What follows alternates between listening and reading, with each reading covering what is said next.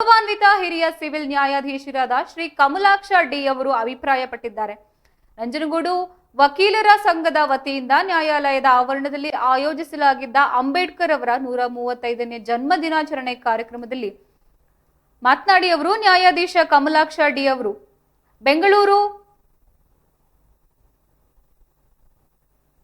ಅಂಬೇಡ್ಕರ್ ಅವರು ಬರೆದ ಸಂವಿಧಾನವನ್ನ ಪ್ರತಿಯೊಬ್ಬರು ಸಮಗ್ರವಾಗಿ ಅಧ್ಯಯನ ಮಾಡಬೇಕು. ಅವರು ವೈಯಕ್ತಿಕವಾಗಿ ಯಾವುದನ್ನು ಬಯಸಲಿಲ್ಲ. ತಮ್ಮ ಸಂಪೂರ್ಣ ಜ್ಞಾನವನ್ನ ದೇಶದ ಅಭಿವೃದ್ಧಿಗಾಗಿ ಬಳಸಿದ್ದಾರೆ. ಅವರ ತತ್ವ ಸಿದ್ಧಾಂತಗಳನ್ನ ಜೀವನದಲ್ಲಿ ಅಳವಡಿಸಿಕೊಳ್ಳದೆ ನಾವು ಅವರಿಗೆ ಸಲ್ಲಿಸುವ ನಿಜವಾದ ಗೌರವ. ಮೀಸಲಾತಿ ಎನ್ನುವುದು ಎಲ್ಲ ವರ್ಗಕ್ಕೂ ಅನ್ವಯವಾಗುವ ಸೌಲಭ್ಯವಾಗಿದ್ದು ಶಿಕ್ಷಣದ ಮೂಲಕ ಜಗತ್ತಿನ ಎಲ್ಲ ಸಮಸ್ಯೆಗಳನ್ನ ಬಗೆಹರಿಸಬಹುದು ಎಂದು ಕರೆ ನೀಡಿದರು.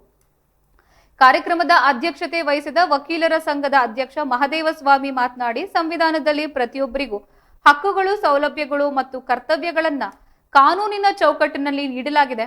ಇದೇ ಕಾರಣಕ್ಕೆ ಭಾರತದ ಪ್ರತಿಯೊಬ್ಬ ಪ್ರಜೆಯು ಅಂಬೇಡ್ಕರ್ ಅವರನ್ನ ನೆನೆಯಬೇಕು ಎಂದಿದ್ದಾರೆ. ಇದೇ ಸಂದರ್ಭದಲ್ಲಿ ಹಿರಿಯ ವಕೀಲರು ಹಾಗೂ ನೂತನವಾಗಿ ಸಿವಿಲ್ ನ್ಯಾಯಾಧೀಶರಾಗಿ ಆಯ್ಕೆಯಾದವರಿಗೆ ಮತ್ತು SSLC ಪರೀಕ್ಷೆಯಲ್ಲಿ ಉತ್ತಮ ಅಂಕ ಗಳಿಸಿ ತೇರ್ಗಡೆಯಾದ ವಕೀಲರ ಮಕ್ಕಳಿಗೆ ಗೌರವಿಸಿ ಸನ್ಮಾನಿಸಲಾಯಿತು. ಕಾರ್ಯಕ್ರಮದಲ್ಲಿ ಪ್ರಧಾನ ಸಿವಿಲ್ ನ್ಯಾಯಾಧೀಶರಾದ ಸತೀಶ್ ಕೆಜೆ, ಅಪರ ಸಿವಿಲ್ ನ್ಯಾಯಾಧೀಶರಾದ ಶ್ರೀಮತಿ ಸರಿತಾ ಕುಮಾರಿ AM, ಕುಮಾರಿ ಕೃತಿಕಾ P ಪಾವರ್, ವಕೀಲ ಸಂಘದ ಉಪಾಧ್ಯಕ್ಷ ಕೆಂಪರಾಜು, ಪ್ರಧಾನ ಕಾರ್ಯದರ್ಶಿ MK ಬಸವಣ್ಣ, ಸರ್ಕಾರಿ ವಕೀಲರಾದ ಚಿನ್ನಸ್ವಾಮಿ ಹಾಗೂ ಹಲವು ವಕೀಲರು ಉಪಸ್ಥಿತರಿದ್ದರು. ಆ ಕೆರೆ ನೀರನ್ನು ಕೊಡೋದು ಎಲ್ಲರಿಗೂ ಮಾದರಿ ಆಗ್ತಾರೆ. ಅಂದ್ರೆ ನೀರು ಗಾಳಿ ಇಂಥದ್ದೆಲ್ಲ ಯಾರು ದೇವರು ಕೊಟ್ಟದರಾಗಿ ಒಬ್ಬ ಯಾವುದೋ ಒಂದು ಜನಾಂಗ ಇರ್ಬೋದು, ಒಬ್ಬ ವ್ಯಕ್ತಿ ಕೊಟ್ಟದಲ್ಲ, ಅದು ಎಲ್ಲರಿಗೂ ಸೇರಿದೆ ಅಂತೇಳಿ ಅವರು ಜಗತ್ತಿಗೆ ತೋರಿಸಿಕೊಟ್ರು. ಈಗ ದುರದೃಷ್ಟ ಏನಂದ್ರೆ ನಾವು ಅಂಬೇಡ್ಕರ್ನ ಹೇಳೋದು ಒಂದೇನಂದ್ರೆ ಅವರು ಬರೀ ದಲಿತರ ನಾಯಕ ಅಂತೇಳಿ, ಆದರೆ ನೀವು ವಿಶ್ವದಲ್ಲಿ ಕೇಳಿ ಅವರು ಮಹಾನ್ ನಾಯಕ ಅಂತ ಹೇಳ್ತಾರೆ. ಅವರು ಇಡೀ ವರ್ಲ್ಡಲ್ಲಿ ಅವರನ್ನು ಮಹಾನ್ ನಾಯಕ ಅಂತ ಹೇಳೋದು. ನಾವು ಭಾರತದವರು ಬರೀ ದಲಿತರ ನಾಯಕ ಅಂತೇಳಿ. ನೀವು ಸಂವಿಧಾನವನ್ನು ಸರಿಯಾಗಿ ಅಭ್ಯಾಸ ಮಾಡಿದರೆ ಯಾವುದೇ ಒಂದು ಮೀಸಲಾತಿ ಇರ್ಬೋದು, ಅದು ಒಂದು ಕೆಲವೊಂದು ದಲಿತರಿಗೆ ಮಾತ್ರ ಅಲ್ಲ, ಅದು ಎಲ್ಲ ಜನಾಂಗಗಳು ಕೂಡ ಅದರಲ್ಲಿ ಮೀಸಲಾತಿ ಉಂಟು. ಈಗ ನಾವು ಏನು ತಪ್ಪು ತಿಳ್ಕೊಳ್ಳೋದಂದರೆ ಸಂವಿಧಾನದಲ್ಲಿ ಆರ್ಟಿಕಲ್ 16(3) ಇರ್ಬೋದು, 15(3) ಇರ್ಬೋದು, 4 ಇರ್ಬೋದು, ಅದರಲ್ಲಿ ಬರೀ ನಮಗೆ ದಲಿತರಿಗೆ ಇರ್ಬೋದು ಅಥವಾ ಒಂದು ಹಿಂದುಳಿದ ವರ್ಗದವರಿಗೆ ಮಾತ್ರ ಒಂದು ಯಾವುದು ಮೀಸಲಾತಿ ಕೊಟ್ಟಿದ್ದಾರೆ ಅಂತೇಳಿ. ಅಧ್ಯಕ್ಷೀಯ ಭಾಷಣ ಅಂತಂದಮೇಲೆ ಎಲ್ಲರೂ ಸಾಮಾನ್ಯ ಕೊನೆಯಲ್ಲಿ ಅನ್ನೋದು ಇರುತ್ತೆ.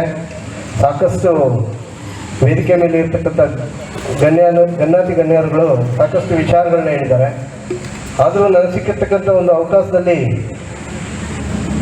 ಏನು ಮಾತಾಡಲಿಕ್ಕೆ ಏನು ಬಯಸ್ತಾ ಇದ್ದೀನಿ ಅಂತಂದರೆ, ಅಂಬೇಡ್ಕರ್ ಅವ್ರನ್ನ ನಾವು ಯಾಕೆ ನೆನೆಸ್ಕೊಳ್ಬೇಕು, ಯಾಕೆ ನೆನೆಸ್ಕೊಳ್ತೀವಿ? ಪ್ರತಿಯೊಬ್ಬ ಪ್ರಜೆ, ಭಾರತದ ಪ್ರಜೆ ಯಾಕೆ ನೆನೆಸ್ಕೊಳ್ಳೇಬೇಕು ಅಂದರೆ, ಬಹುಶಃ ಸಂವಿಧಾನವನ್ನು ನಮ್ಮ ರಾಷ್ಟ್ರಕ್ಕೆ ಬರೆದು ಪ್ರತಿಯೊಬ್ಬ ಪ್ರಜೆಯ, ಒಬ್ಬ ಆಫೀಸರ್ಸ್ ಆಗಿರ್ಬೋದು, ಒಬ್ಬ ನೌಕರ ವರ್ಗದವರಾಗಿರ್ಬೋದು, ಹೆಣ್ಮಕ್ಳಾಗಿರ್ಬೋದು, ಪ್ರತಿಯೊಬ್ಬ ಪ್ರಜೆ, ಭಾರತದ ಪ್ರಜೆ ಅಂದರೆ ಯಾರು ಅಂತ ಹೇಳ್ತೀವಿ, ಅವ್ರಿಗೆಲ್ಲರಿಗೂ ತಮ್ಮ ಹಕ್ಕಾಗಲಿ ಕರ್ತವ್ಯಗಳಾಗಲಿ ಏನೇನು ಸೌಲಭ್ಯಗಳನ್ನ ಕೊಡಬೇಕು, ಅವರ ಒಂದು ಕಾನೂನಾತ್ಮಕವಾಗಿ ಕಾನೂನಿನ ಚೌಕಟ್ಟಿನಲ್ಲಿ ಸಾರ್ವಜನಿಕವಾಗಿ ಯಾವ ರೀತಿ ಜೀವನವನ್ನು ನಡೆಸಬೇಕು ಅಂತ ಒಬ್ಬ ವ್ಯಕ್ತಿಯಿಂದ ಹಿಡಿದ ಒಂದು ರಾಷ್ಟ್ರಕ್ಕೆ ಕೊಡುಗೆಯಾಗಿ ನೀಡತಕ್ಕಂಥ ಒಂದು ಸಂವಿಧಾನ ಏನಿದೆ, ಅದರ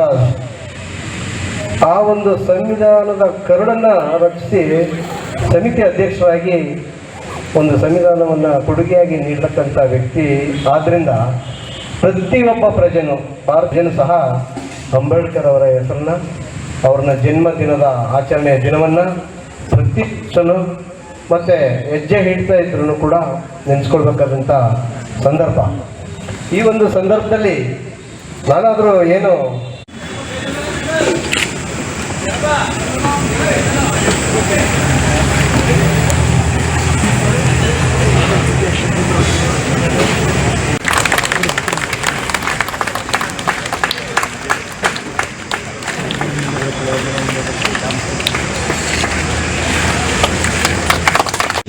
ತುಂಬು ಹೃದಯದ ಧನ್ಯವಾದಗಳು.